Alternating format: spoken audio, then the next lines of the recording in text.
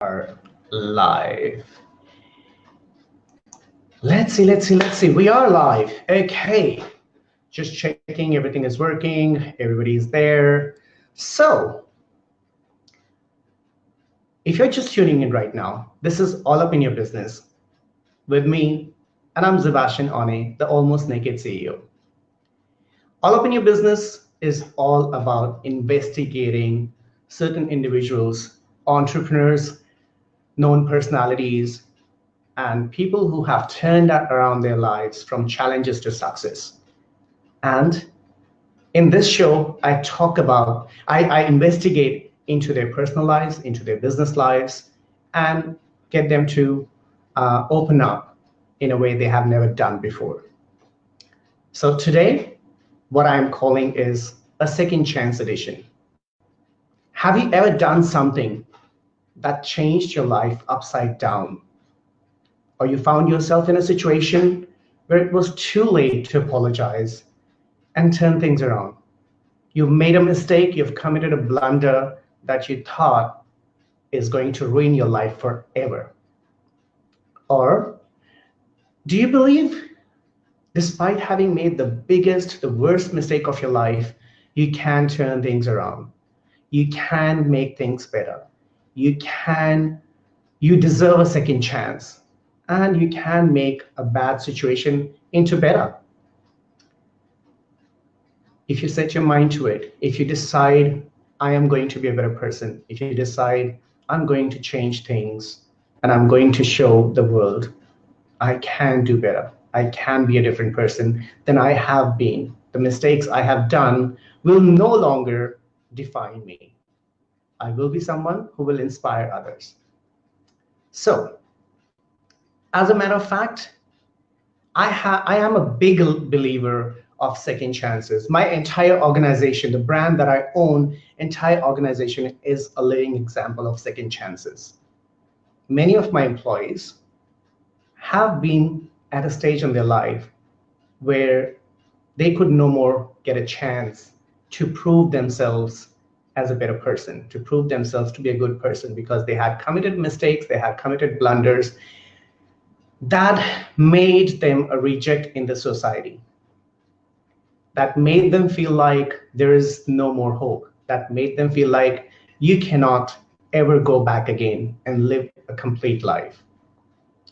And I believe when you get a second chance, when you get that opportunity to transform yourself, you must take it and you must become a better version of yourself, despite having done the things that you're not very proud of. I've been there. I have certainly been there. And as a matter of fact, I can tell you, just today, I signed up to start my first book. The working title is 8 Years and 8 Truths. So, well, I'm announcing that here now. It is all about second chances. It is all about making the mistakes that you think is going to ruin everything, that at the time you think is going to be okay, nobody will find out. But later on, you regret. You face things that changes your life for worse.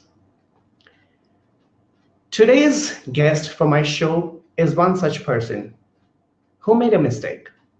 Wasn't a nice one. And as you can see on the banner next to me, that's CeCe Espeut.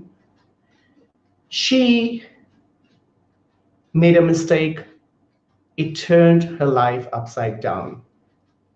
But what I see first is that she's a human.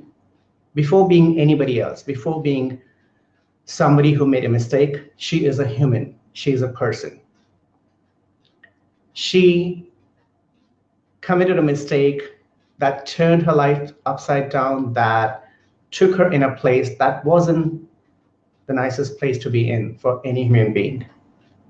And from there, she changed things for better.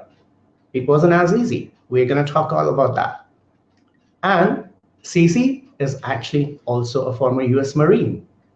So, from being a US Marine to a person that made a big mistake, which changed her life in not a very good way. And she turned it around again, and she became a photographer. But it's not that simple. It's not just about becoming a photographer after committing a mistake. There's more to it. And that's what we're going to talk about. And from there, she also became a TEDx speaker. She is an international speaker and a photographer who has a message that she's changing lives one picture at a time. And that's what we're going to talk about today. So while we are talking about all that, why she says she's changing lives one picture at a time, that's a beautiful story. That's a story I came to know, and that's what made me invite her to this show. But without further ado, let me bring my guest on so she can share the story with you. So please welcome CeCe Espeut to All Up in Your Business, Season 1, Episode 3. Hey, CeCe. Hey, how are you? Welcome to the show. Oh, wow. Thank you for having me. It's a pleasure to be here. So I'm thinking that we must be frozen, so I'll just go on, keep on talking. Well, there we go. We are here. We're back. Okay, great. Technology, it's giving us second chances, so let's take it, right? Right. It's all about second chances, and yes. you and I know that, really good, really well. Yes. So CeCe, let me begin with, first of all, thank you for actually agreeing to do this interview, to share your story. And, as much as I've learned about you, as much as I've come to know you, I have great respect for you. And I think every woman out there, every person out there needs to know your story. So thank you for joining me. Let me begin with talking about second chances. You had an absolute amazing career. You are a former US Marine. So let's first of all talk about the US Marine CeCe. Who is she? All right. So I was a sergeant in the Marine Corps, in the US Marine Corps, and I was an aircraft mechanic. I was one of only 3 females in a unit of over 100 Marines. And so I was used to people looking at me, seeing what I'm doing, and what I did was I didn't just make one mistake. I made a series of mistakes, and that's how I ended up in prison. So it was very public, very embarrassing. And when you introduced me and you said that everybody should know my story, my family did not feel like that. And as recently as last October, my mother and I had a very deep conversation because she thought that I should not be telling anybody about my story. I should just keep it under wraps. And we had to come to a meeting of the minds, so to speak. Right. And that's it. But before we actually go into that and go further, I actually want to start with your childhood. As a child, who was CeCe? Oh, I am one of 4 children. Excuse me. I have all brothers. And so I was very competitive as a child. I grew up in a very loving 2-parent household. And I just had the most wonderful childhood, traveling, schools, international schools. So I had it all. But then, I just made those bad mistakes. Not bad mistakes, but bad decisions is how I ended up where I ended up. Before we go there, I still want to, introduce people to the childhood and everything. So you are, as a person, really, really international, aren't you? Yes. Tell us a little bit about your, where do you come from? How did you get here? How did I get here? I was born in London, England, and I was there until I was probably like 10 or so. And then we moved to Jamaica, West Indies. And so I went to school there. But before that, my dad was an electrical engineer. and at, I want to say the National Art Gallery. I don't know if I'm allowed to say that, but anyway, so I was always very cultured then as a child. I was used to going to different events. My family was always in the public eye. And honestly, I had a great childhood. Right. And let me just acknowledge some of the comments people are joining in. Let's just acknowledge the people who are tuned in right now. So guys, wherever you tuned in from right now, I'd love to know.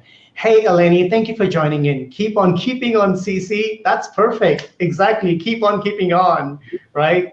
And I think second chances are absolute gifts that need to be received with open arms. That's right, Eleni, absolutely. You know, it is about all about second chances. Second chances can really change lives, and not one life. Mm-hmm. That life that is changed can change so many lives, and CeCe, you're a living example of that, right? And here's you know, before we actually go into what we want to talk about, I still want to talk about London, Jamaica, US. So different, entirely different cultures. Yes. How did you cope with that? As a child, how did you cope with that?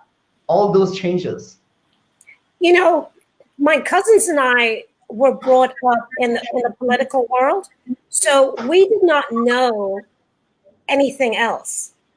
We were used to going to events with dignitaries and traveling to this country and traveling to that country. So it's not until we got older that we realized that, oh, wait, everybody didn't have that kind of childhood, you know? Right. And we were actually being groomed to step into the political arena if we wanted to, or to step into the public eye. So from right as children, as young children, we were groomed to that. We didn't know any different. Right. And, you know, from there, so, you know, you grew up to become a U.S. Marine. Do you have a history of people in forces, in Marine, in your family? Oh, absolutely. My dad and my uncle were in World War II. And then my ex-husband was in the Marine Corps. I was in the Marine Corps. Everybody has been in a branch of the service. It runs in the family. Yes, right. It does. It does. It does. Hey, Maddie, thank you for joining in live from Clearwater. So first of all, I think it's only fair that I do thank you and your family for serving. You know, your service has been great for this nation, for the entire world. Every person who's served their country is a great person, because you guys go out there in your own way. You know, you allow us to live our lives the way they are today. So thank you so much for your service. Thank you. From that service, from that, you know, being one of the 3 women out of hundreds of men, working with planes, working with, you know, all the machinery, and that's unusual, right? That's very unusual. That's predominantly, as we say, you know, as you were saying, male area. How was that for you, working as only 3 women in a very male predominant industry? You know, I think because my dad was an electrical engineer, I was used to dealing with schematics and tools. For me, it was very natural. And so when I went into that unit, the fact that I knew what I was doing didn't give the guys much leeway to give me a hard time.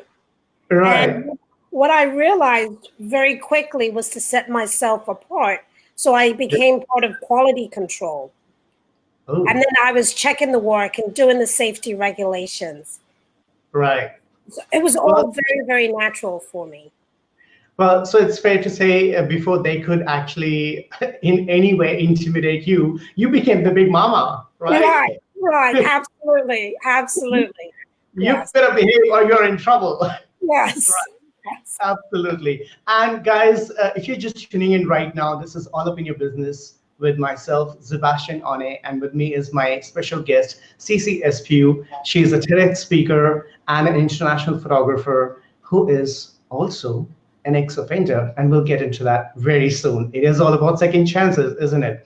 Yeah. And guys, if you're watching anywhere right now, because this is being broadcast on CeCe's pages, on 35 different pages, more than 20,000 people have access to this show right now. Please come to facebook.com/RomaniacTV so we can see your comments and we can interact with you. We can acknowledge your comments. And please feel free to ask questions. It is all about second chances. CeCe and I are talking about how after having made the biggest mistakes in your life, you can still turn around your life. So if you want to ask any question, if you want to learn something, if you have any comments, please feel free to share. Okay, so speaking of which, speaking of sharing, this is a difficult one, but do you want to share from being a US Marine to being an ex-offender? What went wrong? You know, honestly, I've thought about that question 100 times, and I can't really say. It's the idea that when you do one little thing, you go back on your standards in one little way, and then it's easier the next time to kind of push the envelope, and then before you know it, you've gone down a slippery slope. You turn a blind eye here, you turn a blind eye there. Next thing you know, you're in so deep that you can't even get out. Right. And if I can ask, and you can say no, but what did you do? Can you talk about it? So what I can say is that my charge was drug conspiracy, which means that I knew what was going on and I did not come forward and tell. All right. So, every time I say that, my heart hurts because, like I said, the first time it happened, if I would have said no, then maybe the second time wouldn't have happened. And now looking back, I realized that if I had said no right at the beginning, then lives would have been changed. It wouldn't have been so many people caught up in that drug conspiracy because people thought that because I didn't say something, it was okay for them to do a little bit more and a little bit more. So yes, that's a big regret for me that I did not stand up and do the right thing sooner. And speaking of that, at that time when it was happening and when you did not do the right thing, which you realize now, in the moment, did you even realize that you're doing something wrong, or that you had control over the situation where you could have done things differently? Did you realize in the moment? I don't so much think I realized it in the moment. Yes, I felt a little twinge of guilt, but it's just like a pinprick. You feel it and then you go on to something else. But we talk about being present and realizing what's going on right here with you right now, not thinking about the past or the future. And had I been more conscious of what was going on around me, then yes, I would have liked to think that I would have said, hey, no, guys, this is not right, Yeah. Right. So I have to ask you a very interesting question because you and I had this conversation. You obviously became an ex-offender, and well, you are an ex-offender now, and you have changed your life around. But before I get into all of that, you and I had a discussion about ex-con versus ex-offender. Why is that different? I knew you're gonna laugh. I knew you were gonna laugh. Why is that different? How does it matter? Okay, so ex-con or ex-convict, I don't know. It just has such a really harsh, negative connotation to it. It's like if we were to use the C word when describing our Caucasian friends, or the N word when describing our Black or brown friends. So it's something that, while the term still applies, it's just not politically correct. You'd like to think that as an ex-offender, you might have made a mistake and now you're not doing that anymore. You've changed your life around. So it's a little bit softer than an ex-con. And I think it is all about the psyche as well, because ex-con kind of is a label that instantly makes you something really bad, something that cannot be something that's Correct. just a black spot, right? Whereas ex-offender, I think this is where we're talking about second chances. It does make it a second chance. It does give you the opportunity to, because you already have the regret. You already, as a person, feel like, what I've done, I wish I hadn't done. But words matter, right? Words matter. Absolutely. What you say, you and I know this, being people of color, we know this. Same words, if we say to each other, or if we say within our own individual communities, it's not as offensive. But if the same word somebody else says, it offends a lot. So it's just the connotation. It is exactly about the connotation, the intention. And I think that's the entire thing with ex-con and ex-offender as well. It's just how you say it, how it's used, because ex-con really is not a great word, to be honest. So, okay. It makes me want to invite somebody to meet me in the parking lot. I can really show you what an ex-con is, but I'm not. I'm an ex-offender. I made a mistake, and I'm no longer that person. So that's right. So speaking of that, you made a mistake, and when you made the mistake, and you had to go behind the bars. It wasn't an easy thing. It changes your life. It changes everything. How did that change your personal life, your family, your children, your partner? All right. So, in regards to my family, they, with the exception of a few cousins, they practically disowned me. And even here today, almost 20 years later, I still don't talk to them. My family, with the exception of a couple cousins, are all people that I have known and met since I came out of prison. My brothers totally don't want anything to do with me. And that makes me sad, but what I've done is created a new life for myself. Yeah. So it does make me kind of sad, but hey, their loss, because I actually think I'm a pretty great person, but yeah, so that's it. Well, I believe you are, because I know you, and as much as I know you, you're not just a great person, you're a very inspiring person. You are somebody who is changing lives, who has used her lessons to stop others and change others into a better person. So I believe, you are not just a better person, you're a role model today for so many out there. Now, speaking of that, of course, when that happened and things changed, people face that. And you just spoke about your mother, she still had until last year. You said, coming to terms with all of that. As a person who was going through all that, including the person who had made the mistake, including the person who had, been in the prison, how did it feel to you? What did it do to you before the transformation of changing your life came through? Before you realized, I've got to change something, what did you go through? I can't even say that I went through anything. It's kind of like when you're going through something, you don't realize that you've gone through it until you're out of it. Right. I remember I was sentenced to 2 years.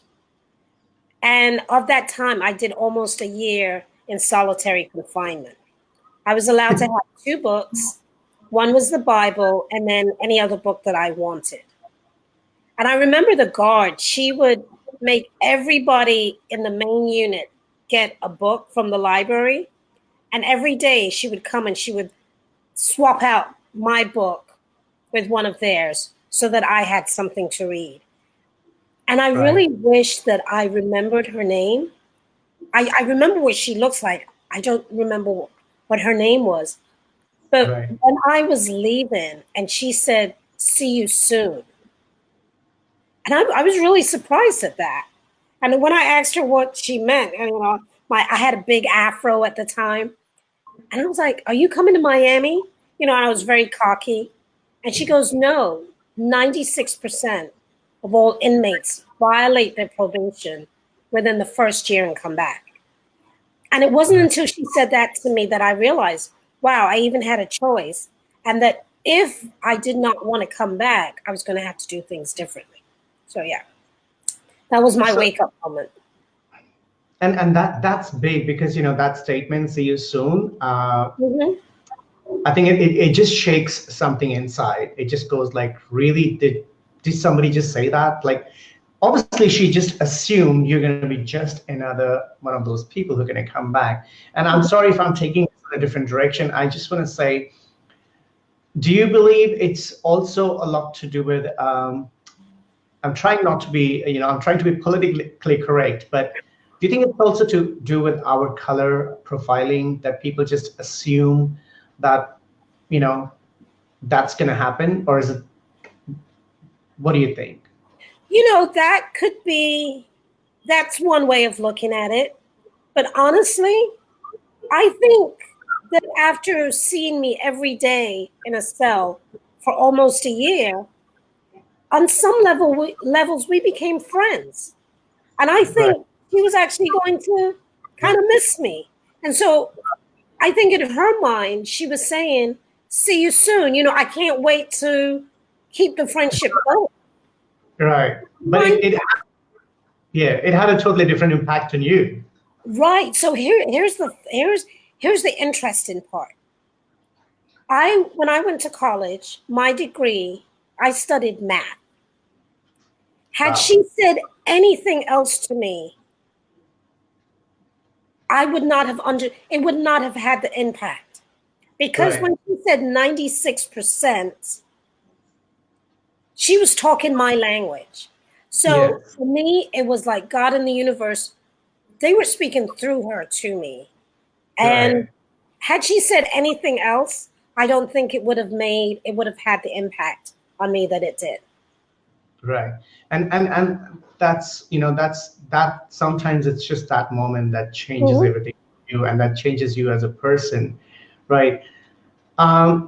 So when that happened, and you decided, okay, something's got to change here, something's not right. Well, obviously something's not right. But before that, I just want to take people. I know when I was talking about this and when you were sharing about "see you soon," I was kind of giggling for something else I know that most of the audience may not know. So you didn't serve time, right? you didn't. You didn't. So that 1 year wasn't really you serving the sentence. That was a lot more than that. Right. We say you don't serve time, because serving implies that you're doing it voluntarily. I did time, okay? I was sentenced. I did not serve it. If they had at any point said, "Hey, go home," I'd have been gone. And I know right now you're laughing, but it is a fact. Most of that time you did in solitary. Yes. you were notorious in a totally different way. Right. Correct. Right. So guys out there, if you ever talk about somebody and say they serve time, trust me, no, it's not serving time. People do time because they don't have a choice. Right. They're to that. So as much as it sounds funny to us out here, inside, it's changing lives. It's making lives and breaking lives, right? So things changed from there.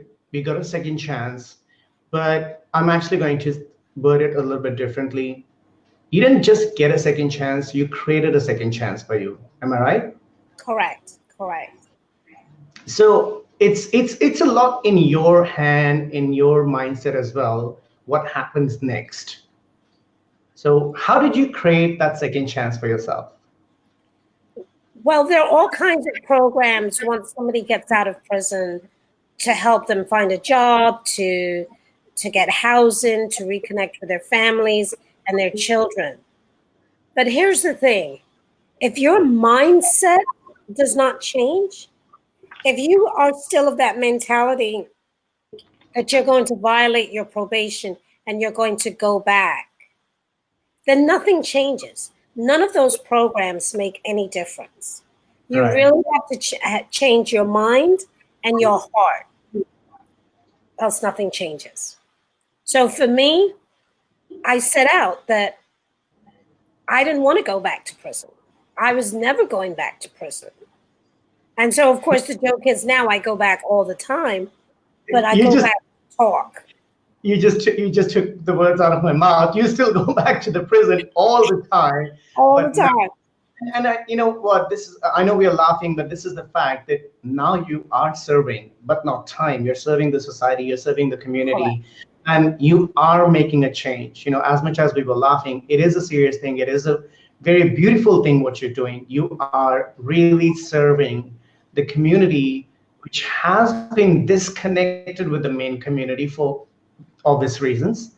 So, can you please tell us a little bit about how you're serving? I know there are things you can't talk about inside the prison, but how are you serving the community now in the prison? Every week, well, not so much every week anymore, but a couple times a month, I'll go into the prisons and I'll just talk. And I tell a little bit about my story, and then I ask them what questions do they have, about how they can get their record sealed or expunged or pardoned. What's the process and what does that mean? Because a Yeah, lot of times they think that because they've made a mistake, their life is over and sure. coming Yeah. back to prison, that's the only option. But it's not the only option that they have. They need to have a different mindset. First, with the decision that they don't want to come back to prison, and then start taking small baby steps to create a new life. And they can obviously start that from within the prison as well. And as Oh, you just said, absolutely. and it is about it. I think it is about education, not necessarily the degrees and the paper, but you are educating them about Right. how they can actually create that second chance for themselves. And Mhm. again, same thing, a lot of the time, because of whatever they have done, because of the ignorance, because of the information that is not out there, information that's not available to several communities. And I have to say, especially people of color, we don't have as much information and access, and there is bias, there are other factors in the society that makes it difficult to access that information, makes it difficult to know what your rights are, how you can turn your life around. And I think what you're doing is really helping them and understand that. And that's the thing, that's the beauty of it, that you're actually letting them see there is a second chance. Because a lot of people already believe it's over, as you said. It's over. I've ruined my life. I'm never going back to a normal life again. But you're giving that power to them, that education to them, uh, and helping them reestablish themselves, recreate the life in a much better way. Yeah. So in doing that, you became a photographer as well. Hang on, a U.S. Marine, an ex-offender, and a photographer. What's going on, CeCe? No, self-preservation is the name of the game here. I Right. was working as a server in a restaurant, and I was making $2.15 per hour plus tips. Wait, wait, Now, wait, wait, wait, wait, wait. A server in a restaurant? right. You serving I again? well, so talk about that just and there's nothing wrong with being a server. I just Mhm. don't have the personality for it. Right. It's just not a good fit. And one of the other servers knew that I was a photographer, and she offered me $500 to shoot her wedding. And I Wow. quickly did the math, and I was Right. like, I'm changing. This is going to be my new career. And I just Am- set out for that. So Amazing. here's the thing. As a photographer, I started my business legally. I got my business license. And I would tell my clients about my background if I ever had to go into their homes or deal with their children. Right. And so that was my kind of like benchmark. If I was just taking a quick picture of somebody, then fine, I do my job, go on. But if I had to be around them or their family for any length of time, I would let them know. And most of them were totally fine with it. Because guess what? In the US, 1 out of every 3 Americans has a criminal record. So they were like, fine, no problem. And then my business just grew from there. Right. But that's again the thing, 1 in every 3, and that mindset, no problem. It's again about, if you have second chances, that number can be different. That number, the way we see that number can be different as well. And Alicia is saying, way to go, CeCe Espeut, using your story to positively impact the lives of so many. Absolutely. Thank you, Alicia. And with your head bobbing, serving, I'm sure she's on one. Yes, she knows you, obviously. I have to tell you this. In this particular restaurant, they served meat, all right? Now, I'm not a vegan or a vegetarian, but I really don't eat meat just because I don't like the taste of it. Right. It would never fail that all my customers would order steak, medium rare or rare. And I would have to walk with these plates of meat. And I would drop them for no other reason than I did not like the smell. And so they would say, CeCe is like the worst server ever.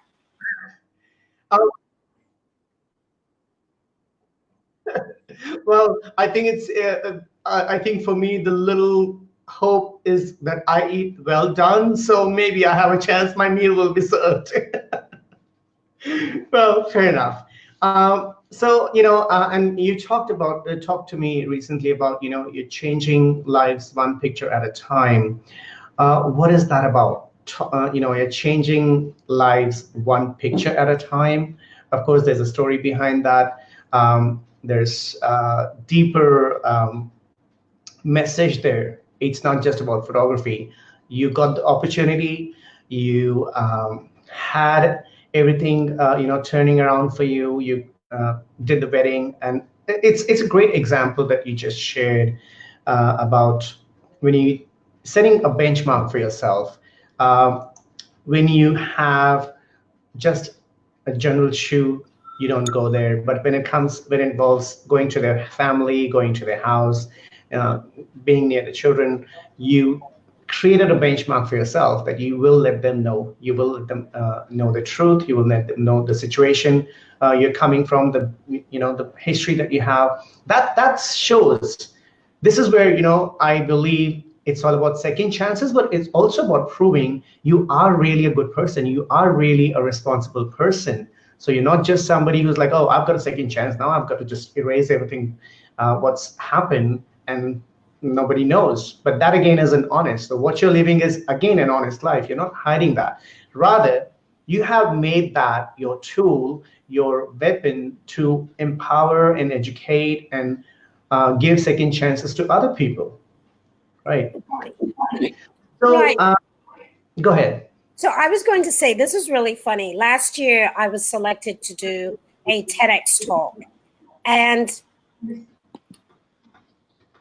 one of the things that my mother, she called me up, like days before my TEDx, and she said, some people from my church know that you're going to do this TEDx, and they're asking that you not tell your story.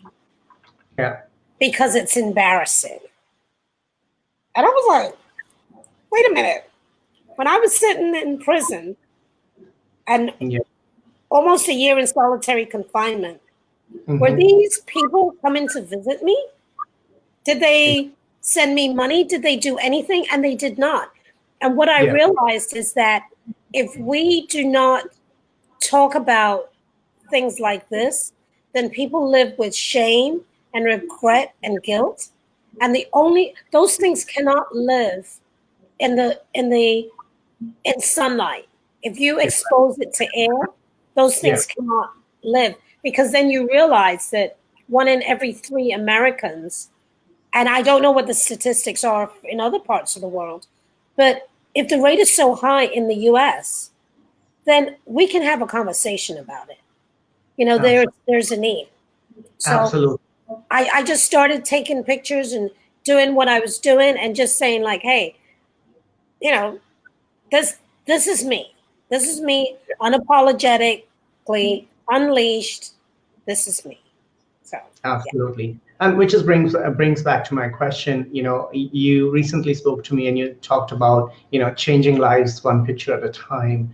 So what's the story behind it? What's the goal that you have, one picture at a time? How are you changing lives? I like to think that when somebody is in front of my camera, that I'm bringing out the beauty in them. I'm showing them, I'm taking a picture of the beauty that's already in them. And so Right. many times when I do a photo session of somebody, they'll come back and they go like, wow, that's how I look, you know? Yeah. Or they'll say, I never knew I looked like that. And I'm telling Right. you, that's what I see. That's what the world sees. And so they feel differently about themselves once they see themselves in pictures. So yeah. Exactly. And that's the thing. You are helping them see the beauty in themselves, giving them the power to have the confidence in themselves. And Alicia says exactly, CC, the shame and guilt needs to be exposed, and the shame is not yours, and they're trying to put it on you. That's so true. The problem is not you, the problem is them. And Mm-hmm. because you're talking about, they didn't come to you, the prison, they didn't help you. It is your own integrity, it is your own decision to change life for yourself and for others that brought you where you are today. And you gave it away a little bit early, but yes, I was going to come to that as well. Now you are a TEDx speaker, you are an international speaker, you are changing lives in through your speaking as well. So how did TEDx happen for you? It's just one of those things that happened. I applied, and I guess I just did everything right. Right. In telling my story, the theme of the event that I spoke at was reinventing yourself. And I thought, like, hey, that's me. Now, it's funny because of the 16 speakers that were there, most of them had higher education degrees, PhDs, they were doctors. And so here I was, a photographer, and the organizers had told, they knew my story, and they said not to say anything. And so people automatically assumed that because I was a photographer, I was going to be talking about before and after pictures or some such thing. The day that I stood on stage and started telling my story, I could feel how the audience was reacting because they never imagined that I had been to prison. But I was standing there to let them know that it could be anybody. And going to prison, you don't have a certain look, you don't have a certain height, you don't have big afros or anything like that. Is that going to prison is a universal horror story because given the right set of circumstances, people will do whatever they have to do to support their family and their children. So yes.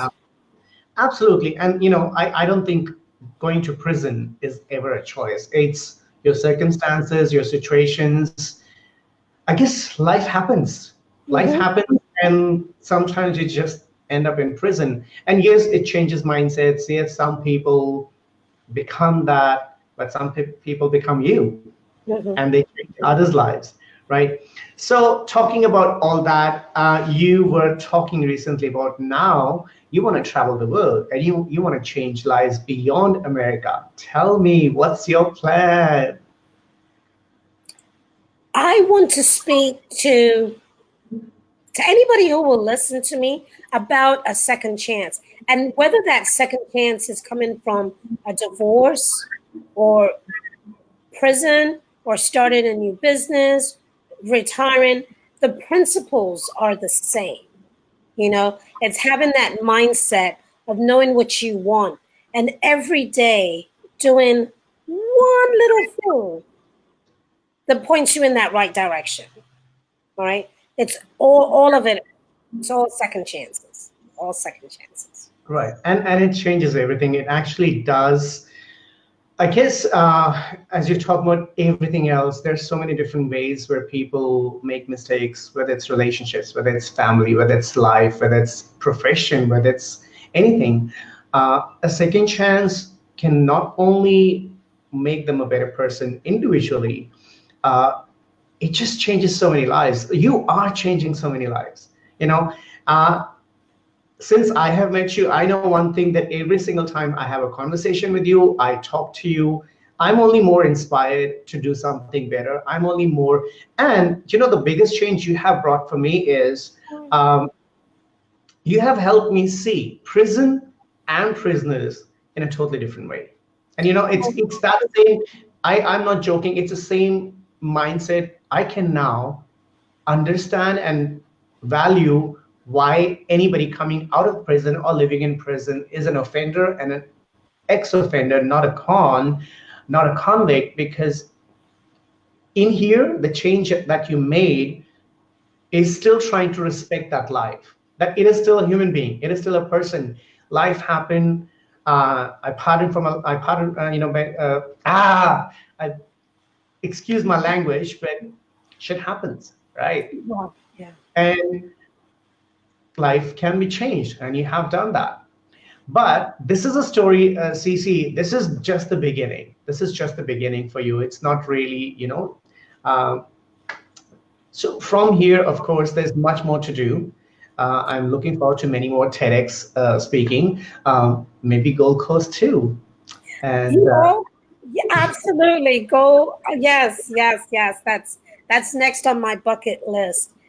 You know, the time that I spent reading really changed my mindset and the way that we talk about people. And so, what you just said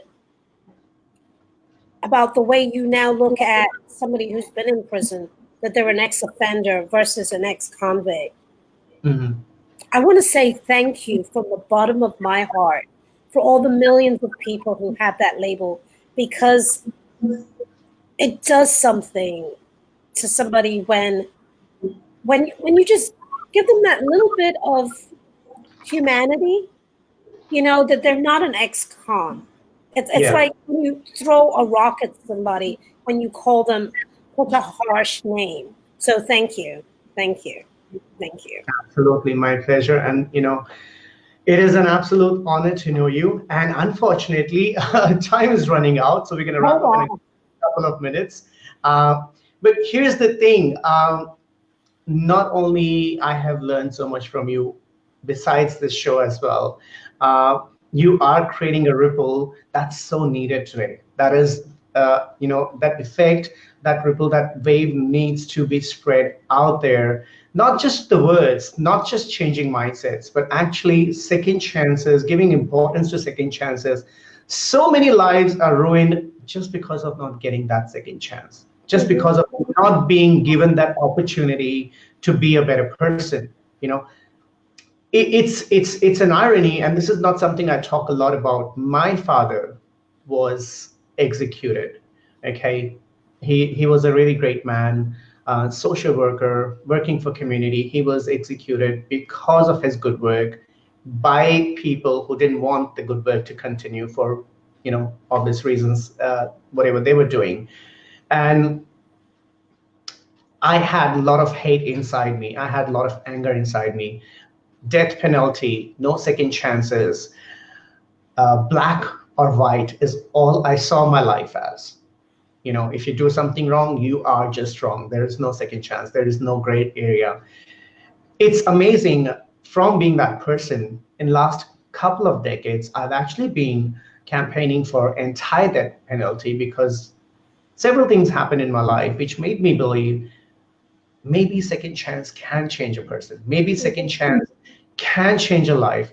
And I saw that happening in front of me. You are one of the examples, and I know so many examples from really what I would say a person I thought was a monster is a different person. I don't believe in the concept of forgiveness, but I can say today I am at peace that people who executed my father, I'm not angry with them. I'm not mad at them.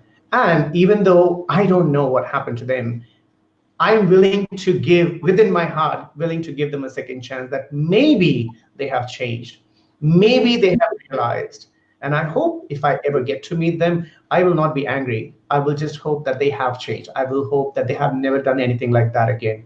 And to me, bringing you in was important because it's not, I'm not comparing the two, but I'm just saying when you have a second chance, you could become such a beautiful person. You could become a role model, you could become an example, and you have done that, CeCe, yourself, and you're making so many others do that, right? So here's the most important thing I have to do right now. Time is not a matter for me really in this show. I want people to know how they can get in touch with you, how they can talk to you if they have a story, if they have a situation where they want to either change their life or somebody else's life. The best way that they can reach me is on Facebook or LinkedIn, and it's just my name, CeCe Espeut. And that's the best way to reach me, send me a message. But, you know, backtracking a little bit to when we were talking about second chances,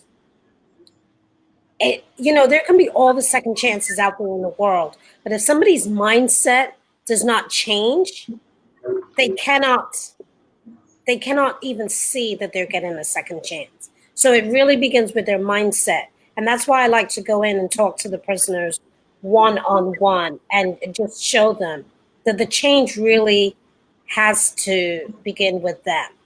All right. So yeah, it has to begin with them. And I invite everyone to find me on Facebook, follow me on Facebook or LinkedIn, send me a message, and I'll be happy to respond. Absolutely. And another way people can actually contact you is on our website as well, because you have been on other shows as well. So guys, if you want to get in touch with CeCe, you want to know more about her, get in touch with her, contact her, please go to www.dramaniac.com/CeCe. That is CECE, simple. So dramaniac.com, CeCe, and you'll find everything about her. You'll see all her shows she's been on, and she is going to be coming to other shows as well. And I hope to bring you in season 2 as well for All Up in Your Business, because we are not done yet.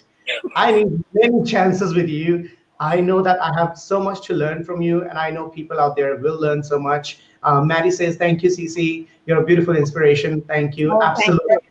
100% agree with that. So this has been wonderful, CeCe. But before we go, I just want to ask you a simple question. If somebody out there, any age, any color, any gender, anything in their life, whatever stage they're in life, if they feel they are in a situation where they feel there is no second chance, there's nothing left, this is the life that they just have, what can they do to help themselves to get out of that negative mindset and try and look towards hope? Well, that's kind of like 3 quick answers, things that I always tell people. First of all, you have to have gratitude for what you have. All right. You know, we are so blessed. Just journal, write every day what you're grateful for. And here's a really, really big one, especially in the African American community. A lot of times we don't believe in therapy or talk therapy. Talk to someone. And whether that's your church or another support group, if you're a veteran, I know veterans have their own services that we can talk to somebody, because it's got to get out of here. Because if it doesn't get out of here, out of your mind, all the chatter, then it just makes you go crazy. You know, and sometimes you just, writing it out, talking about it, and just saying like, hey, I feel this way. Get it out of your system. Get it out of your system. Have a conversation. Really, Sabrina Vinegar says, "Good job, sis." There you go. Oh, all right, so I have to tell you, Sabrina and I were roommates in the Marine Corps, and Sabrina has stuck with me through thick and thin, and I love her. And she was one of the people that when I started making really bad decisions, she called me on it. She called me, and I just kind of fluffed her off. But she was there. She was there, and Well, she told me that, what that's was true. like. That's true friendship. That's Yeah. true friendship. Yes. I call that the reality check people. Mm-hmm. Uh, in my life, I have people like that. At the time, I hated them for speaking the Oh truth yeah. to me. But those are the people still with me in my life. They never judged me. They never, they're not condescending towards us. They are not somebody who hates us for who we are. They see through. They see Mm-hmm. through who we really are, and they Yes. try. They try to preserve that, protect that, and CeCe, in a way, you are that friend to so many people. Really, you are that friend to so many people. So thank you so much again for taking the time, sharing your message. We are not done yet. We have to talk again on many other shows. I'd like you to come on other shows. So after this, don't go anywhere. Stay in the green room. I'll talk to you, and we'll book something else. So thank you again so much Thank for you. coming and empowering all the audience with such a great message. All right, and thank you for having me. It was great. Thank you so much. My honor. Thank you. So, guys, that was CeCe Espeut. And as if you had seen the crawler, the thing I said is that she is ex-US Marine, former US Marine, and human. And from there, she has been ex-offender, a photographer, a TEDx speaker. And as I see it, she has been an absolutely amazing role model who continues to show people how to change your life around, turn your life around for a better person, to create a better message, create a better community, but also change so many more lives around. So on that note, thank you all for tuning in. You have been watching All Up in Your Business with Szebastian Onne, that's me, and my guest was CeCe Espeut. If you want to have see more information about CeCe, please search for CeCe Espeut, which is ESPEUT, on Facebook and LinkedIn, or you can just log on to www.dromaniac.com/CC. And if you would like to be a guest on one of our shows, please go to www.dromaniac.com/guest and submit the form, and we'll be in touch with you. And once again, thank you so much. This show was brought to you by Dromaniac TV and broadcast on BeLive.tv platform, who are our preferred live streaming partners. And at Dromaniac, we say, you dream big and we make it happen. Good night, guys. See ya.